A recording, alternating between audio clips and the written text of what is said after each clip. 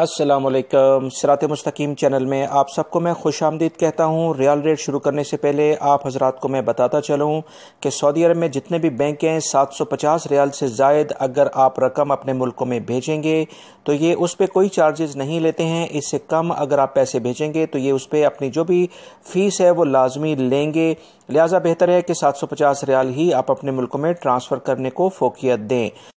ریال rate کے لحاظ سے انجاز بینک پاکستان کے لیے دے رہا ہے 41.95 کا ریال ریٹ، اور انڈیا کے لیے 18.15، بنگلہ دیش کے لیے 22.08 اور نیپال کے لیے 29.55۔ فوری بینک پاکستان کے لیے 42.25، انڈیا کے لیے 18.16، بنگلہ دیش کے لیے 22.15 اور نیپال کے لیے 29.46۔ ٹیلی منی پاکستان کے لیے 41.88، انڈیا کے لیے 18.08، بنگلہ دیش کے لیے 22.18 اور نیپال کے لیے 29.31۔ این سی بی کوئک پے پاکستان کے لیے 41.23، انڈیا کے لیے 17.83، بنگلہ دیش کے لیے 21.60 اور نیپال کے لیے 28.58 کا ریال ریٹ دے رہے ہیں۔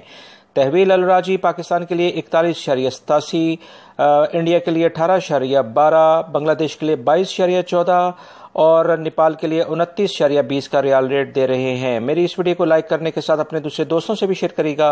السلام